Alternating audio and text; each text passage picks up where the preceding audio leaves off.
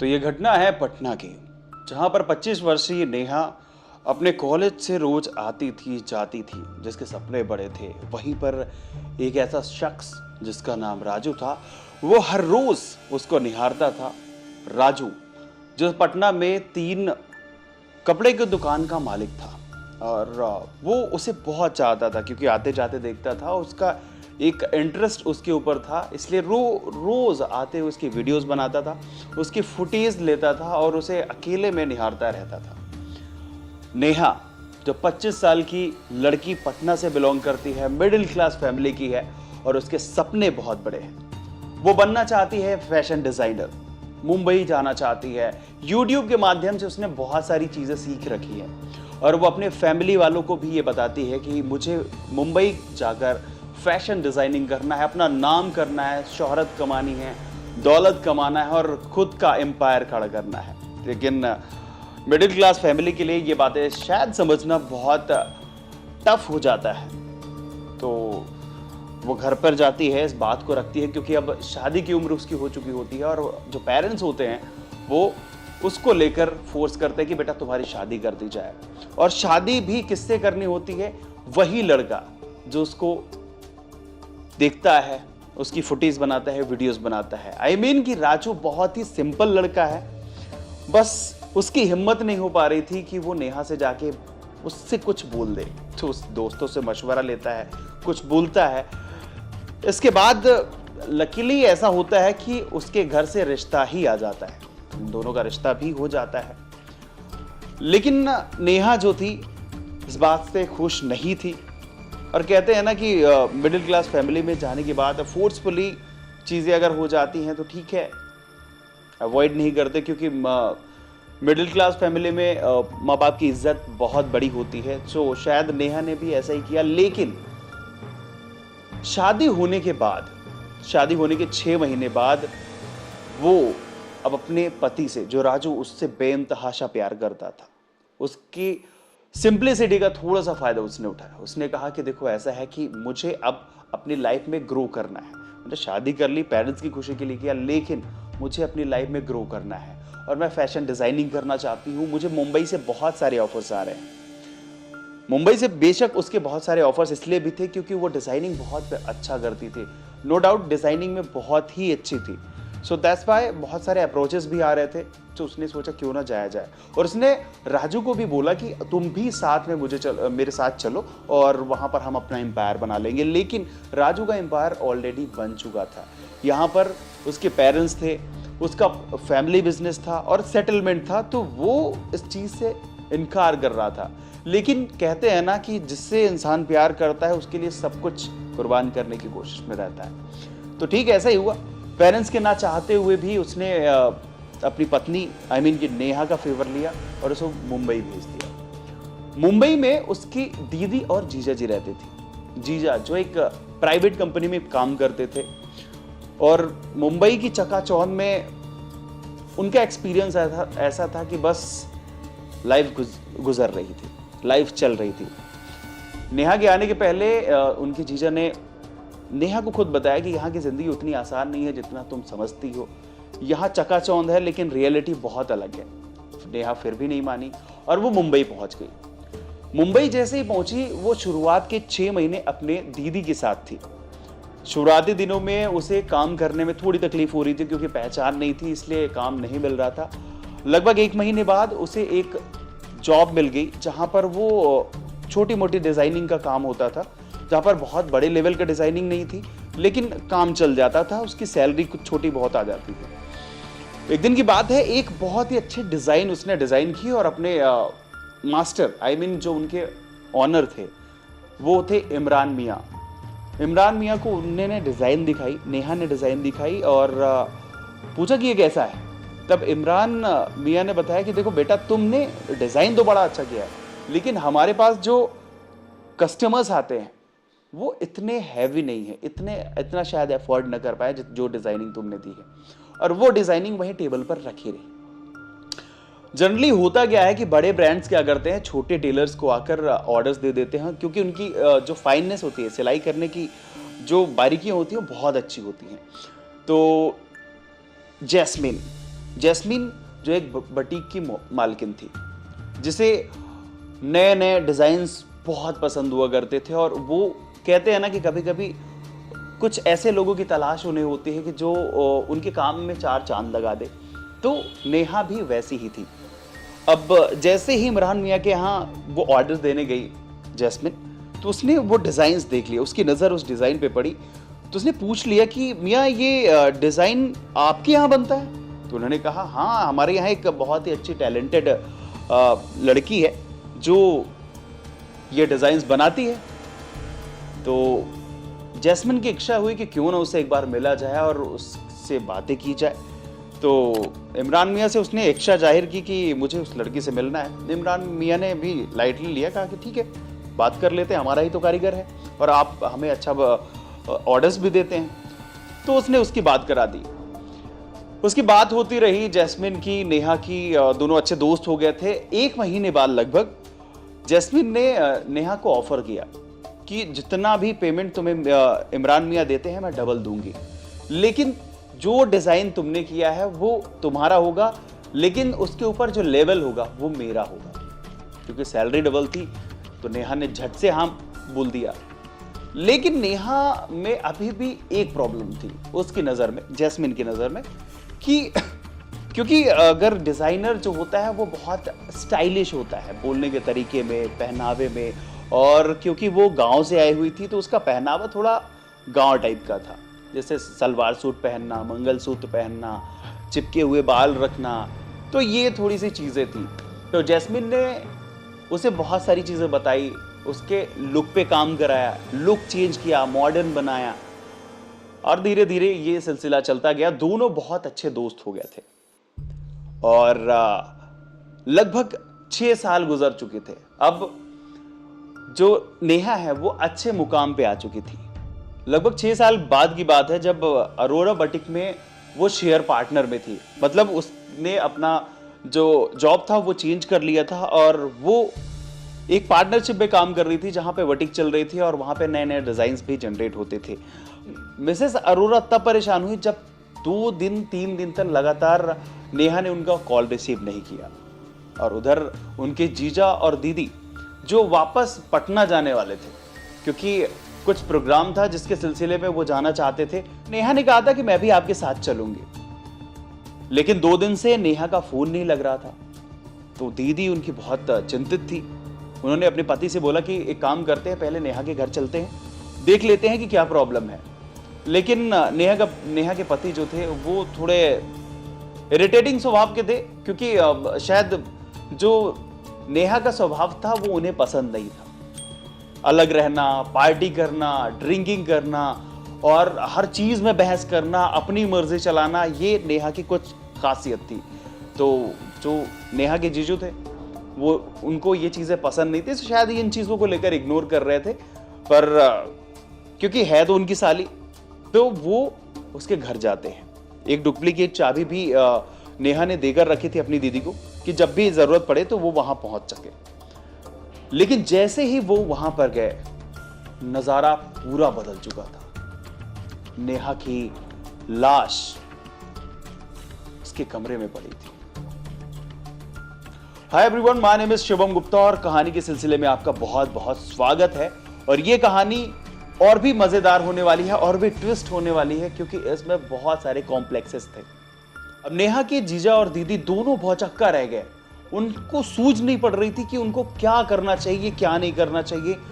तो उन्होंने ढाढ़स बांधा और फिर पुलिस को फोन किया।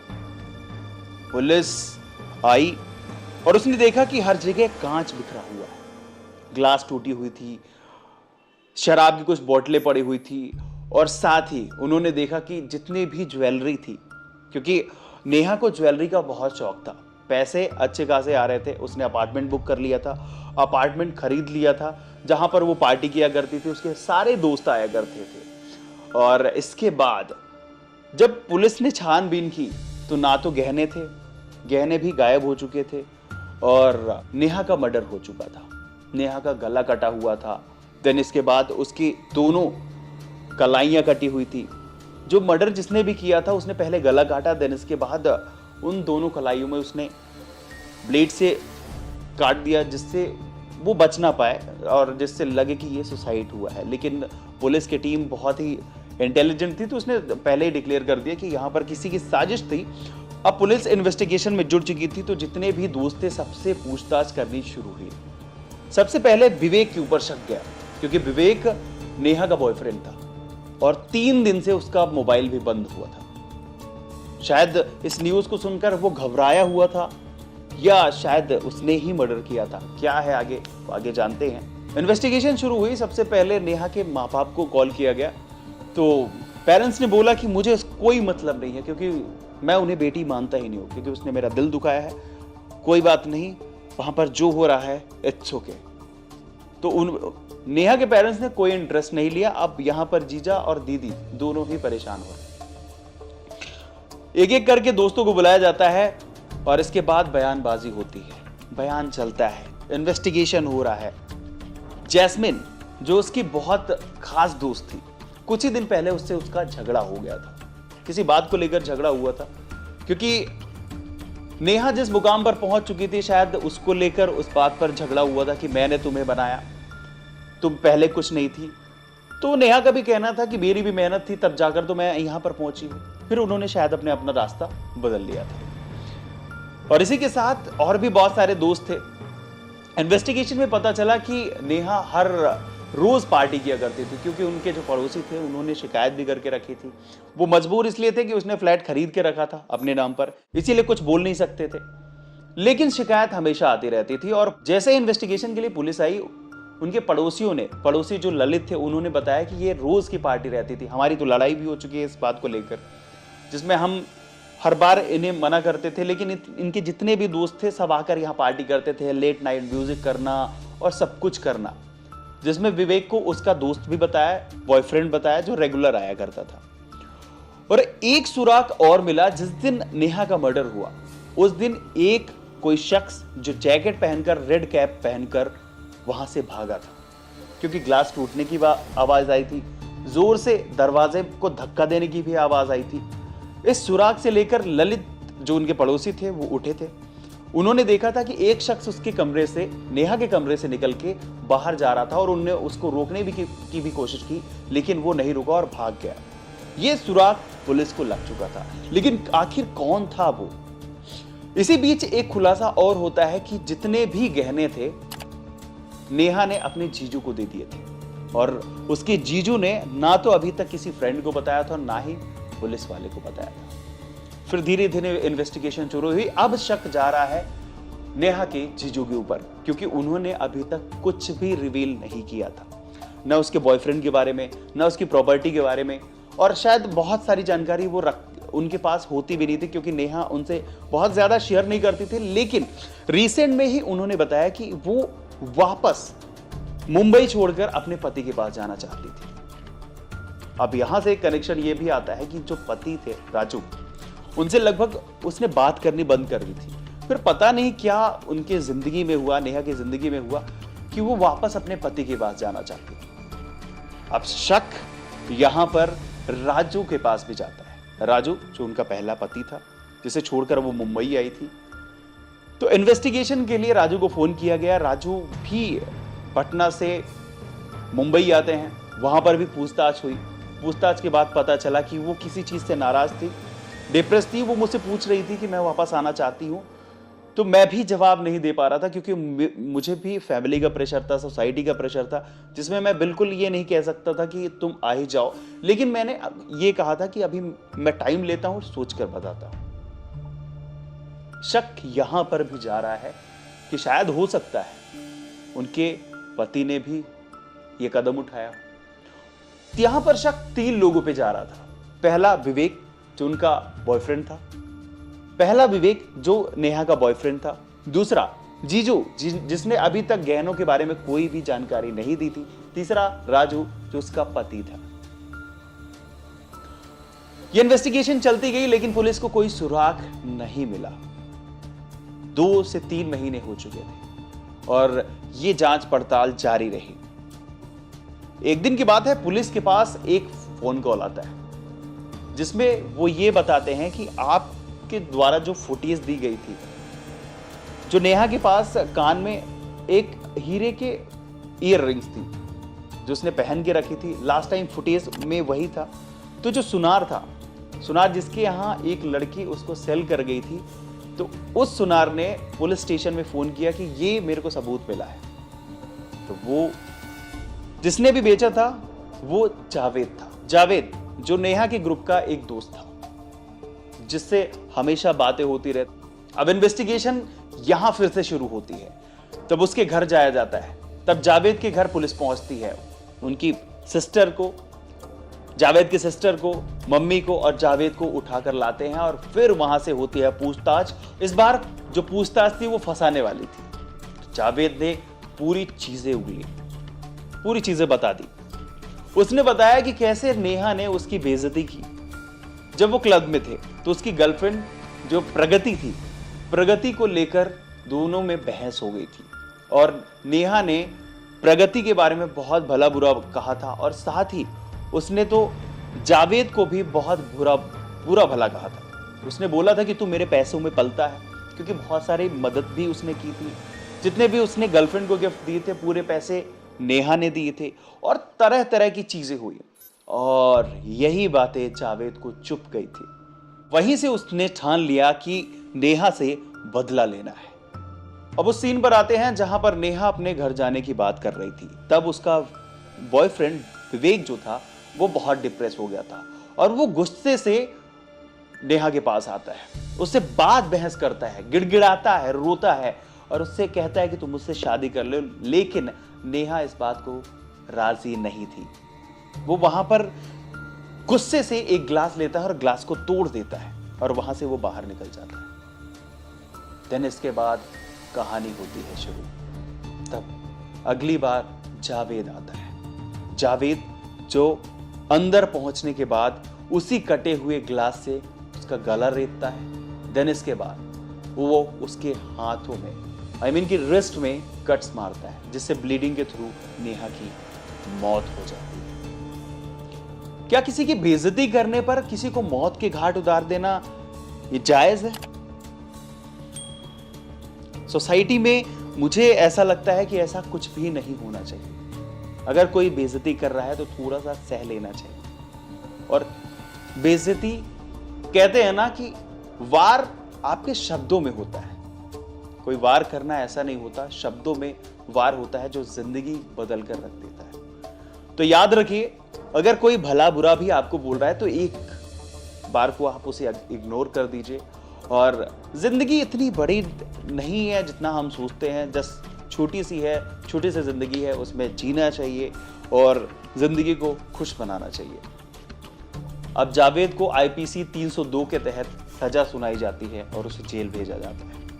तो ये रही आज की कहानी। मिलेंगे अगली वीडियो में। तब तक के लिए आपको करना क्या है, अगर आपने वीडियो कंप्लीट सुन लिया है तो आपको शेयर करना है, लाइक करना है, कमेंट करना है और आपको बताना है कि अगर आप जावेद की जगह होते तो क्या करते। नमस्कार।